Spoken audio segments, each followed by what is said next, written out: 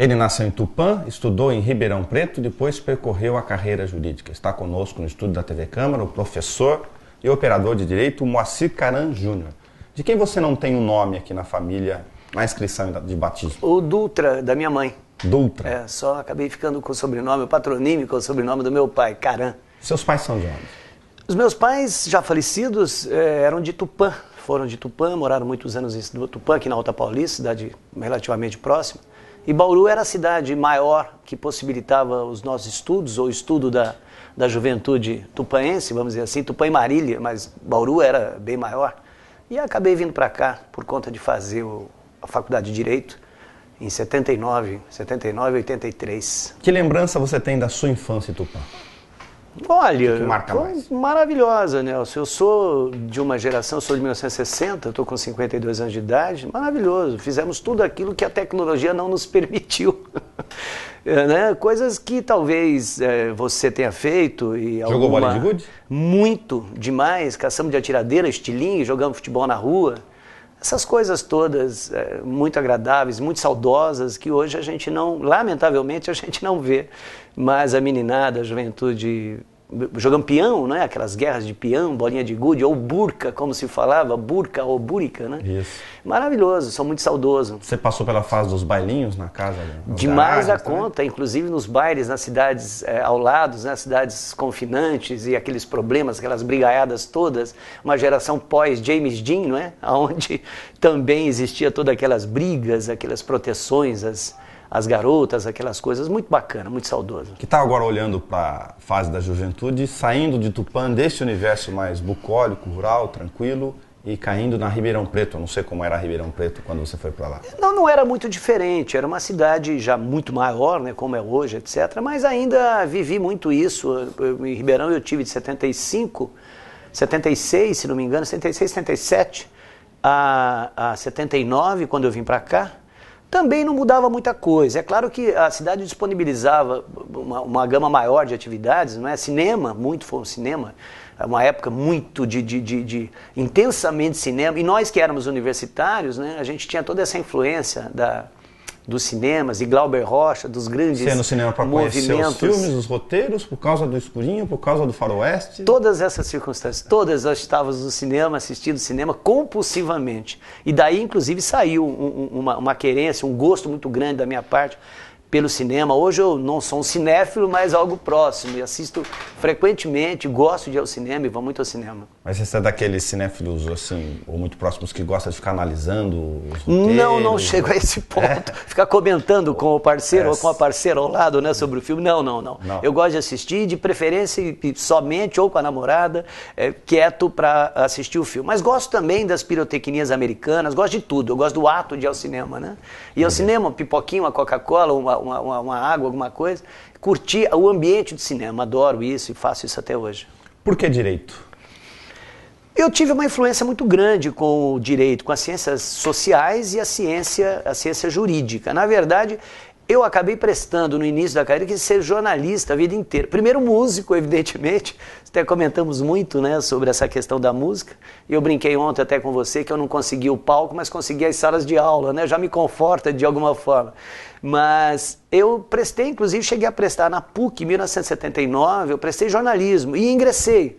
O problema, e era muito concorrido na oportunidade, né, o jornalismo puro lá da PUC de São Paulo. Sim. E tinha toda uma história da PUC, até por causa da repressão, da ditadura militar. Então todo mundo que quisesse fazer jornalismo tinha que fazer ou na Casper, né, ou na PUC de São Paulo. E obviamente a USP, que sempre teve ali o curso. Mas eu cheguei a prestar, só que o último dia de vestibular da PUC, ou melhor, tinha um exame de aptidão na PUC, para o ingresso nas Ciências Sociais, o curso de jornalismo. Mas era o primeiro dia da Faculdade de Direito aqui do vestibular. E como meu pai tinha estudado aqui na Faculdade de Direito na IT, que eu licionei muitos anos, inclusive, depois, eu acabei optando até de uma forma coagidamente pelo meu pai, subornadamente, que me permita o tempo pelo meu pai, que queria que eu viesse para cá, não queria que eu fosse a São Paulo. Claro. Eu acabei prestando aqui, ele me dizia, eu dizia que gostava de escrever, eu queria escrever. Ele falou, mas você fazendo curso de Direito, você vai escrever. Ele falou, mas eu gosto de escrever para jornal, eu gosto de escrever para formar ideia, para discutir, polemizar assuntos. Ele falou, mas você pode fazer tudo isso. Já tinha uma visão bem futurista, né, da coisa. E aí acabei optando por curso de Direito e me identifiquei muito, me identifico muito, e são as duas paixões, né? O curso como advogado, minha militância como advogado durante o dia, e professor à noite, né? Professor de Direito, que eu já sou aí há mais de 20 anos também lecionando. Quando, olhando para os jovens, para aqueles que estão na sala de aula sua, para aproveitar a sua experiência, Canan, o jovem deve ficar aflito no curso de Direito, porque começa a abrir a gama de matérias, aí ele começa a ver criminal, constitucional, civil e as outras tantas variantes. Ou não, ele tem que respirar, fazer o curso, depois ele tentar procurar o caminho dele. Olha, Nelson, eu tenho me preocupado muito com essa questão, viu? Principalmente pelo Ministério, pelas determinações do Ministério da Educação, que a gente vem observando muito pouca atividade nesse sentido, muito pouca intervenção nesse sentido. Em Bauru hoje, desgraçadamente, nós temos 5 instituições, 5 faculdades de Direito, 5 IESs, né, que nós falamos, estão no ensino superior. Isso é muito preocupante. Quer dizer, o aluno hoje ele não está mais muito preocupado com a gama de estudo, com o volume de estudo, mas ele está preocupado com o mercado de trabalho que absolutamente escasseou-se de uma maneira jamais vista. Sim. Eu tenho muita preocupação. Em Bauru especificamente, uma cidade hoje que não chega a ser a 400 mil habitantes, a gente tendo 5 faculdades e prestes aí talvez a mais uma faculdade, como está se discutindo, é uma coisa absurda. Quer dizer, tem que haver uma intervenção, tem que haver... Agora não adianta, obviamente que nós temos já as faculdades aí todas reconhecidas, se não me engano. Mas não poderia deixar ter acontecido isso. No estado de São Paulo, por exemplo, está um escândalo o número de faculdades de Direito. Tem faculdade comprovadamente, agora com o Ministério finalmente tendo a vergonha de tentar ver, funcionando em barracão improvisado. Tem verdadeiras granjas, é um horror, são carramanchões. Isso não pode acontecer, não é? Então, e o ensino também, algumas instituições têm sido absolutamente comprometido por conta também dessa liberdade completa aí aos empresários do ensino.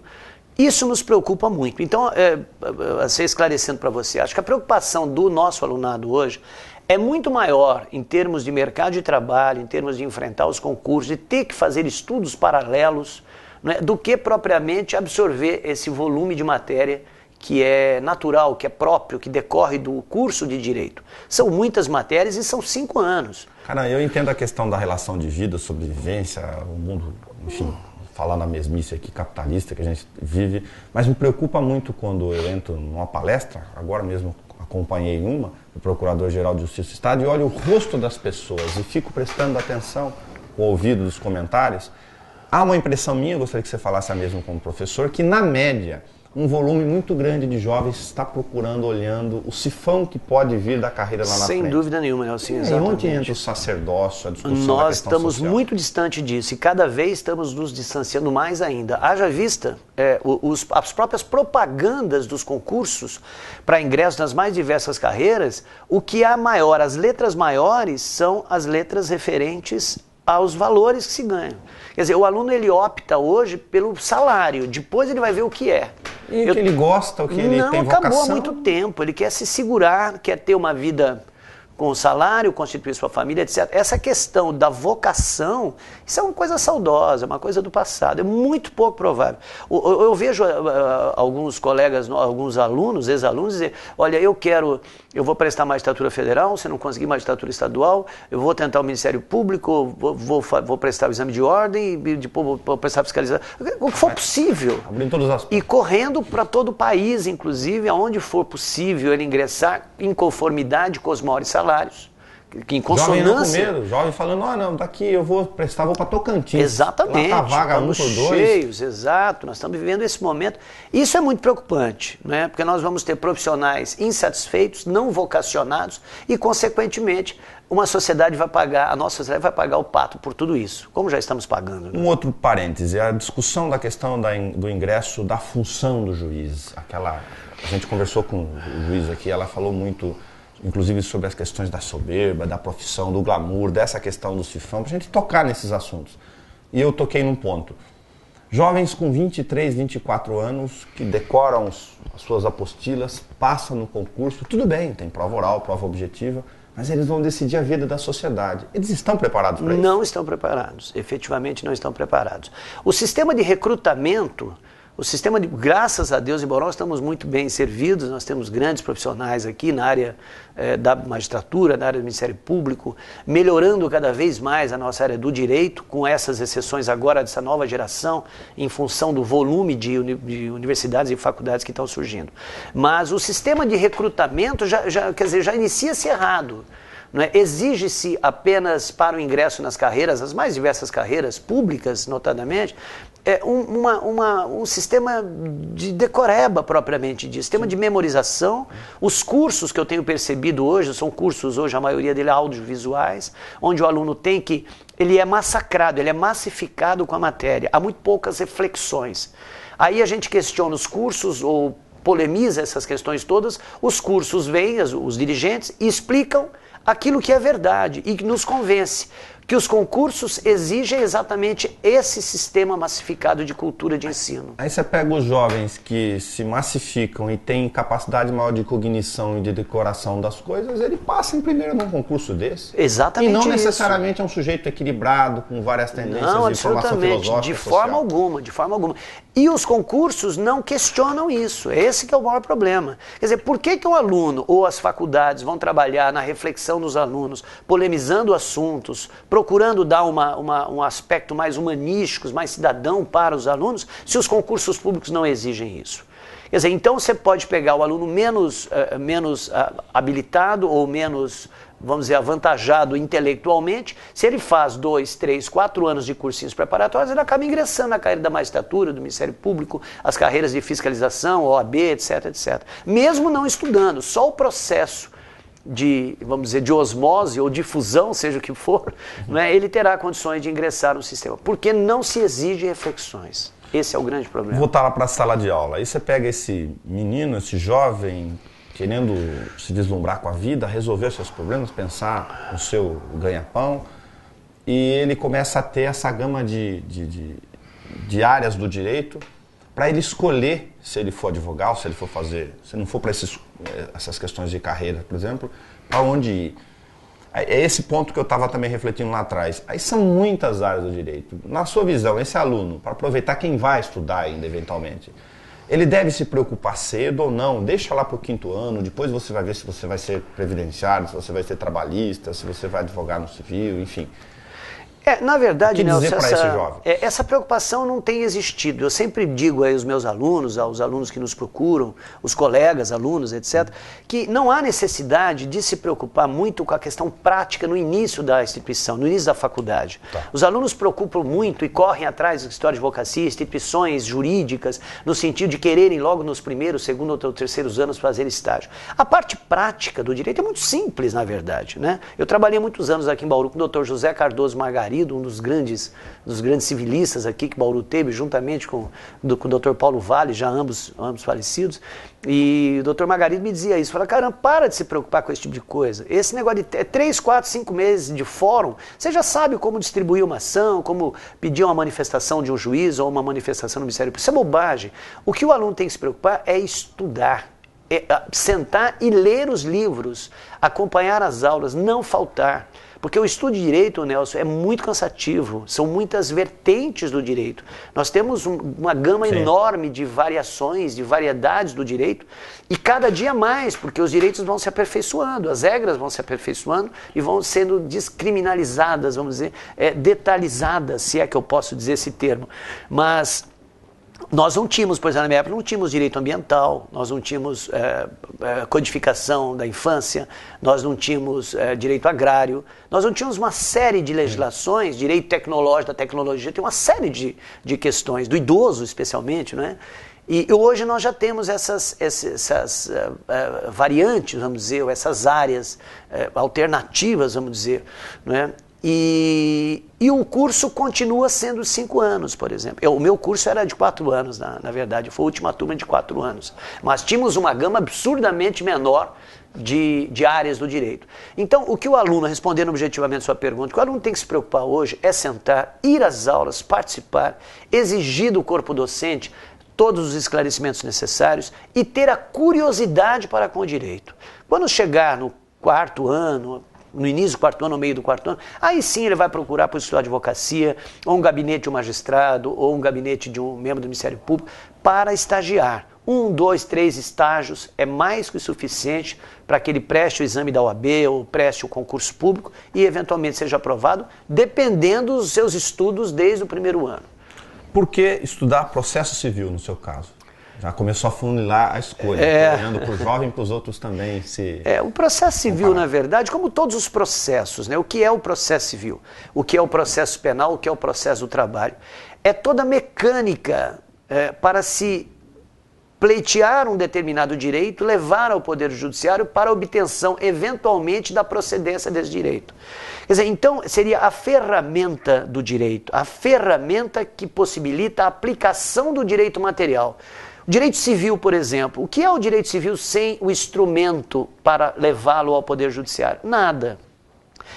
E o que é o processo, especificamente? O processo é um instrumento que possibilita a tramitação do processo judicial, possibilitando igualdade de condições no tratamento das partes, no tratamento do juiz em relação às partes, na relação dos advogados com os seus constituintes, na relação do advogado com o Ministério Público, com os juízes.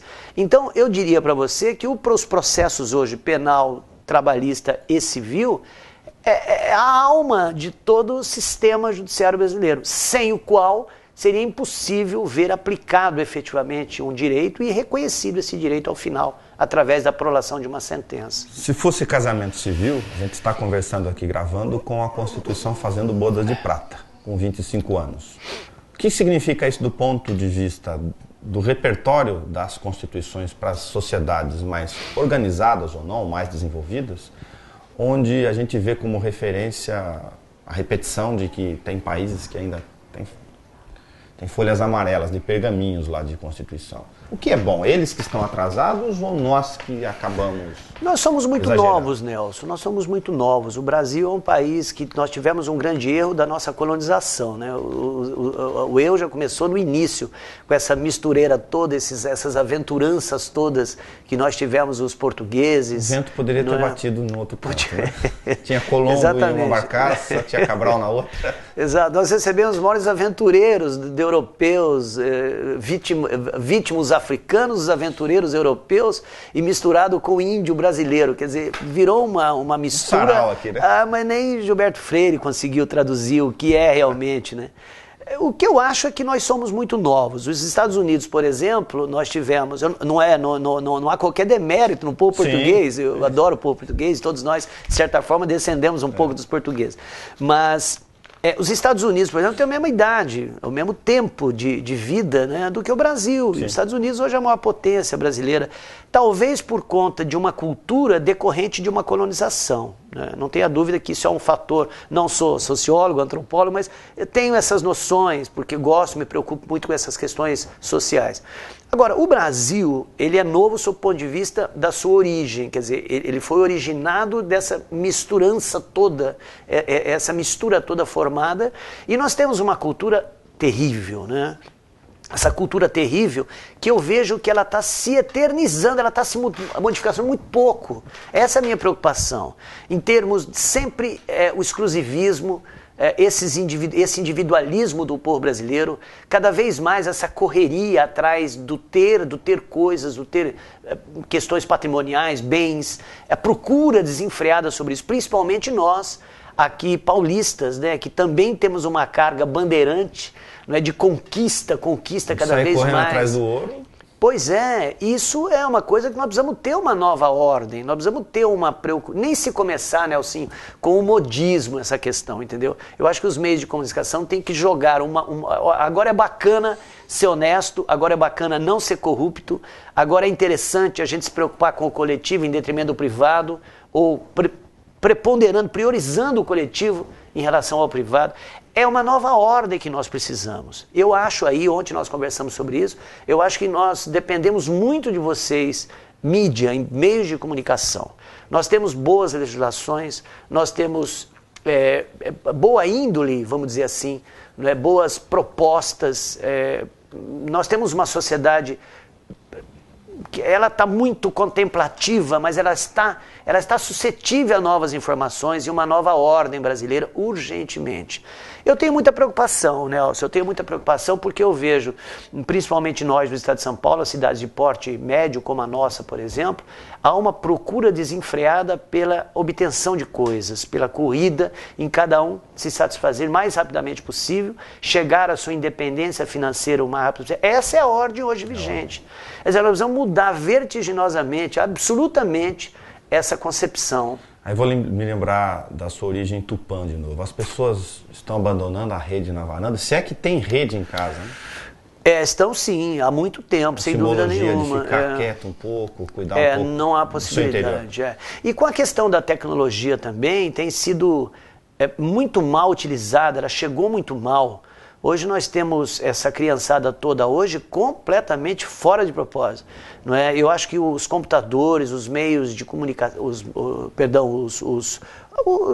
instrumentos eletroeletrônicos têm feito mal sem precedente a toda uma juventude. E eu digo isso porque eu não consigo, em condições normais, dar aula hoje. Eu tenho que disputar hoje com os tablets, tenho que disputar com os... Olha, eu diria isso, 80% de salas de aula hoje, se não for mais, estão com seus respectivos tablets ou os computadores, os laptops, os notebooks, etc. E os próprios celulares, conversando com outras pessoas. Quer dizer, é impossível. Não é? Eu tive informações a respeito disso, se é possível. Eu estava pensando comigo outro dia, falei, será que é possível esses meninos estarem olhando, estarem visualizando os seus computadores e prestando atenção? Porque às vezes eu não estou sabendo que isso é possível. E na verdade eu tive uma informação terrível, quer dizer, não é possível. Eles estão ligados ali. Quer dizer, não estão absorvendo. O cérebro humano não consegue fazer. Não tem jeito, não tem jeito, impossível. Então é preocupante, sem dúvida alguma, né? Nós estamos caminhando muito mal. E do ponto de vista da nossa Constituição de 25 anos, que visão você tem com ela?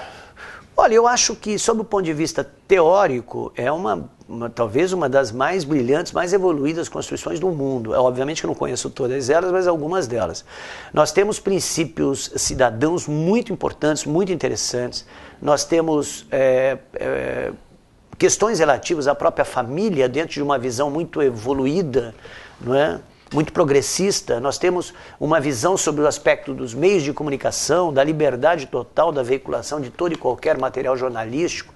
Nós temos a questão ambiental. E nós temos um outro dispositivo, o artigo 5º da Constituição Federal, que trata dos direitos e garantias fundamentais dos cidadãos, que, na minha opinião, sem dúvida alguma, é uma oitava maravilha do mundo, não é? Que é a garantia mais plena da dignidade do povo brasileiro, ao povo brasileiro. Ela é destinada especificamente à proteção dos direitos mais importantes, os direitos inatos dos cidadãos brasileiros. Isso é muito bacana, muito importante, mas nós precisamos praticá-la. Eu gostaria de ressaltar que há uma visão um tanto equivocada, ao meu ponto de vista, que a Constituição Federal é para o povo, né?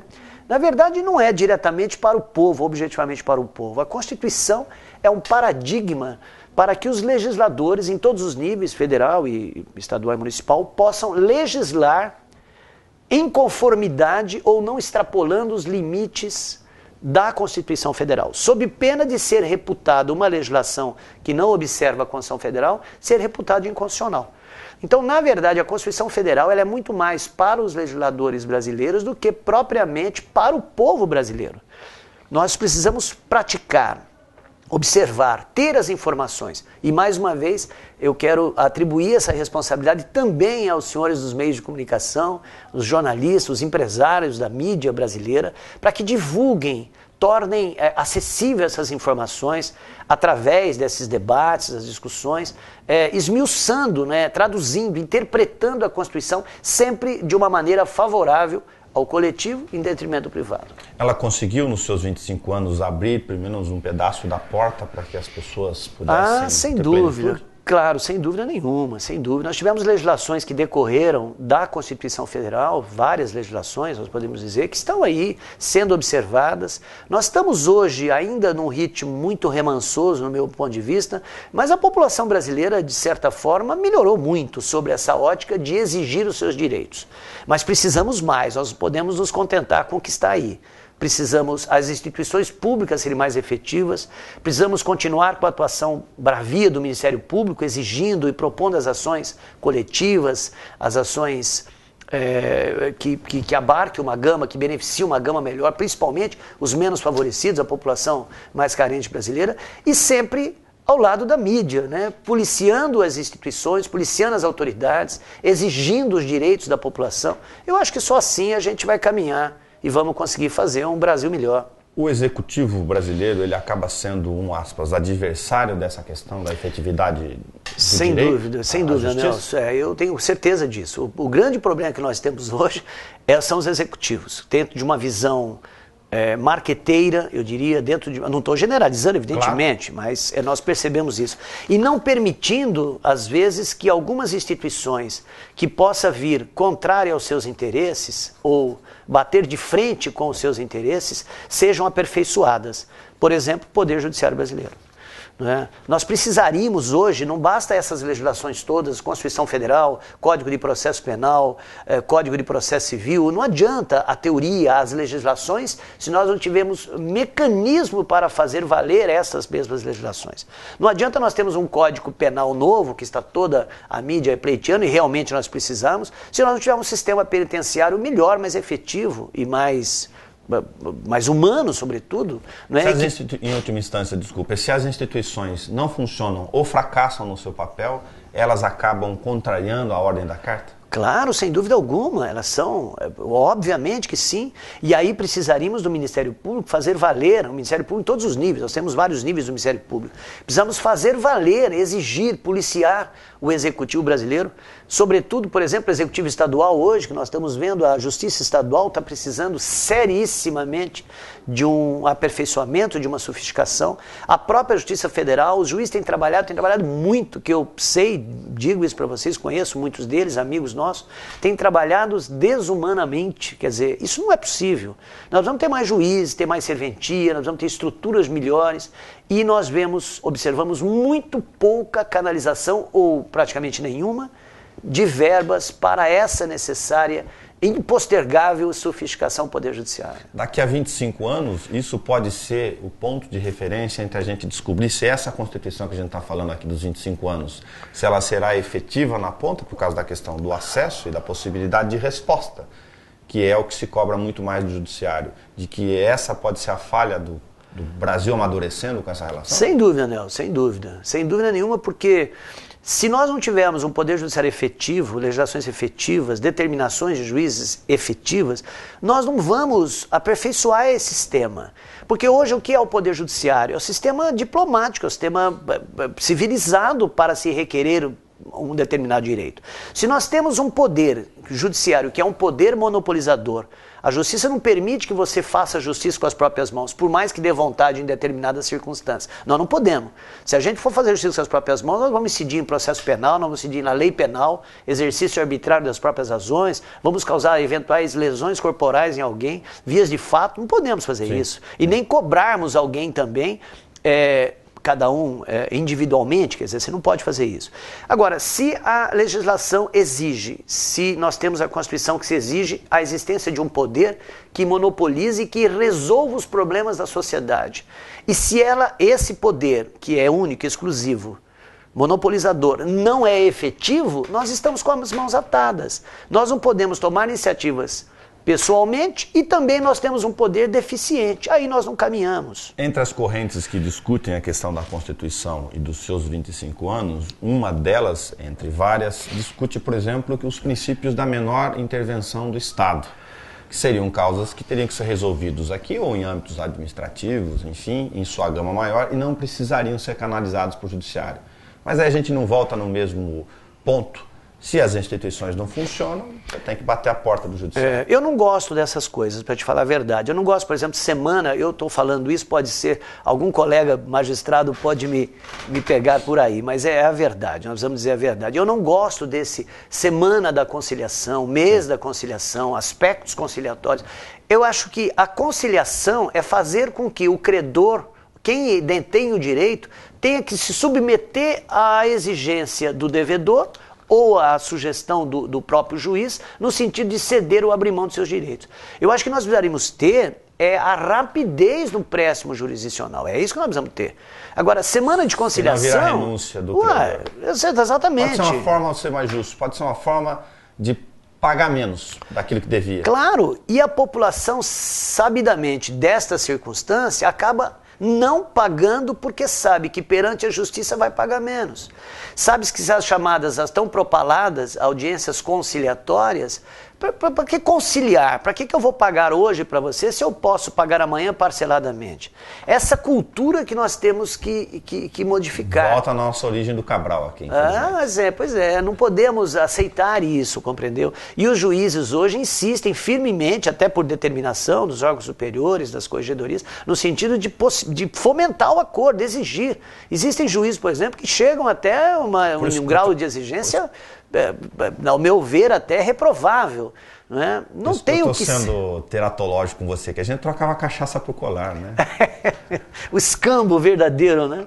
Eu não gosto muito disso, viu, Nelson? Eu acho que a partir do momento que se tiver... E ai de você hoje se chegar perante um magistrado numa audiência, ou pelo menos alguns magistrados, e dizer a eles que você não tem acordo. Isso parece uma afronta à própria autoridade do magistrado e à autoridade do Poder Judiciário. Quer dizer, eu não tenho acordo porque eu tenho certeza do direito no meu constituinte. Entretanto, é um tipo de argumentação de recusa não muito bem-vinda perante os magistrados. Parece uma ofensa quase. Parece uma ofensa. Aquele que seria direito do ponto de vista filosófico. Sem dúvida. Você foi estudar a questão da dignidade humana depois, mais na fase mais aguda, fazendo esse afunilamento que eu digo da carreira sua aí. Você, não sei se você verificou esse aspecto, ela está protegida nesse sistema que a gente está falando? Eu mencionei há pouco para você o artigo 5º da Constituição Federal, que é um artigo maravilhoso, sensacional, e ele dá uma proteção ali a muitos incisos, mais de 40, aproximadamente 50 incisos, que trata exatamente da pessoa humana, que me permite esse binômio aí, que pode ser redundante, mas não é. Porque pode ter pessoa jurídica também, não é? Claro. Mas... esse estudo, na verdade, porque eu consegui escrever alguma coisa técnica, esse é o nível de doutoramento, né? Sim. Eu queria... a minha área é processo civil, né? E é uma área eminentemente técnica. Mas eu confesso para você, quase 30 anos de advocacia e 23 anos de magistério, eu estava cansado de escrever ou ficar falando coisas técnicas. Eu queria ter uma participação um pouco maior na modificação da sociedade. Essa veia política que nós temos, sem dúvida. Aí eu propus isso a professora doutora Patrícia Miranda Pisol, professor Nelson Neri, os quais me orientaram em nível de doutoramento, e eu sugeria várias questões, assim, que tinham uma veia, uma vertente política, e todos eles, os dois diziam para mim, não, para com isso, aqui você é aluno de direito processual, tem que escrever aspectos técnicos. Aí eu consegui montar essa temática ser desenvolvida, e desenvolvi e consegui aprovação, que eu escrevi sobre o processo de execução. E como o processo de execução é um processo mais efusivo, mais coativo, né? Ele é expropriador, ele é muito virulento, vamos dizer assim, com a pessoa do devedor. Mas o estudo centralizou-se todo assim, no sentido de que nem todo mundo não paga as suas dívidas porque não podem pagar, na verdade, né? Muitos cidadãos brasileiros não pagam porque não podem, não porque não querem pagar, né? Querem pagar, mas não há possibilidade, em função das filigranas contratuais, dos aumentos dos coeficientes da própria economia, das modificações de coeficientes, as coisas todas que nós não entendemos muito. Então o estudo centralizou todo nisso. Através do processo civil, o juiz teria condições de adentrar melhor, as questões das razões pelas quais um determinado devedor, no âmbito do processo de execução, não paga as suas dívidas. Se ficar verificado que ele não pagou porque não pôde, por circunstâncias alheias à sua vontade, ele estaria absolutamente isento desse pagamento. Aí vem a questão da dignidade humana. Não dá para uma determinada pessoa ser privado das mínimas condições de de coabitação, de viver, enfim, não é? Privando-se dessas questões por pagar uma dívida que tornou-se uma dívida impagável, por exemplo. Então aí eu centralizei meu trabalho exatamente no aspecto técnico, eu não deixei de falar como exigiam os meus orientadores, mas consegui também sugerir uma nova maneira de se interpretar a questão do artigo 5º da Constituição Federal, à luz do direito processual civil, que é fazer com que o juiz procure adentrar mais as razões pelas quais um determinado devedor deixa de honrar as suas prestações, de pagar as suas dívidas. Eu não vou deixar de citar a questão da sua veia de partituras no meio do caminho aí, porque você teve a concorrência, como você disse, pela livre e espontânea pressão do pai para cair no mundo do direito. Mas se fosse pela razão genética da família, você teria sido músico. Sem dúvida, sem dúvida. Foi uma grande... esses dias mesmo recebi algumas fotos via Facebook de um fotógrafo nosso, meu amigo do Recife hoje, Fernando, e ele nos mandou algumas fotos dos festivais de música, dentre eles os festivais de Piraju, os festivais de Avaré, que nós tivemos a oportunidade de participar, um tempo maravilhoso, e até hoje eu tenho lá 2 violões em casa, uma gaita, e eventualmente eu me arvoro ali a dedilhar algumas coisas, e está muito presente em minha música, sem dúvida alguma. Em casa, a mãe tocava? Minha mãe tocava piano, meus tios todos eram adeptos ao piano, eu estudei em conservatório musical, tive que aprender, tive que solfejar, por mais odioso que fosse aquilo, né? E aprendi algumas coisas relativas à música, teoria musical, mas depois, evidentemente, que o piano tornou-se muito difícil em função das minhas perambulâncias aí, pelos lugares que passei, mas sempre tive um violão ao meu lado, sempre um violão, um bandolim que eu gostava muito de tocar também. O que te aborrece, cara? A falsidade, a hipocrisia, a malandragem. E o que te alegra? Então?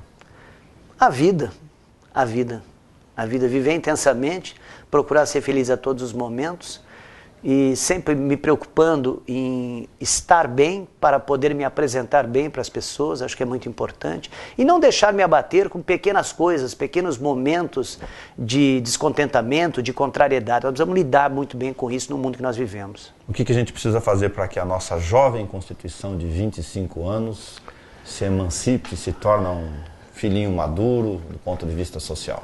2 coisas. Primeiro, uma pressão externa, por parte das próprias pessoas fazendo valer aquilo que a Constituição diz. Então é importante que todo mundo procure ver, hoje não precisa nem comprar, hoje você pode acessar qualquer site jurídico ou via Google, pegar uma Constituição e passar a ler alguma coisinha, como você ler a Bíblia. Se tiver a Bíblia ao lado do seu criado mudo, você tem do outro criado mudo, do outro lado da sua cama, uma Constituição Federal, para saber qual a estrutura normativa que você está sujeito, para fazer valer o direito que você tem perante os poderes constituídos, perante as pessoas, perante toda a sociedade. Isso é muito importante para nós, Nelson. Moacir Caran Júnior, muito obrigado de você ter emprestado o seu tempo aqui. A gente usa sempre essa expressão para poder discutir as questões e ajudar as pessoas que estão lá fora, eventualmente, a achar os seus caminhos, principalmente os jovens. Sem dúvida, eu agradeço muito a oportunidade e estarei sempre aqui que você me chamar. Muito obrigado. Muito obrigado. Hoje, Câmara Livre conversou com Moacir Caran Júnior.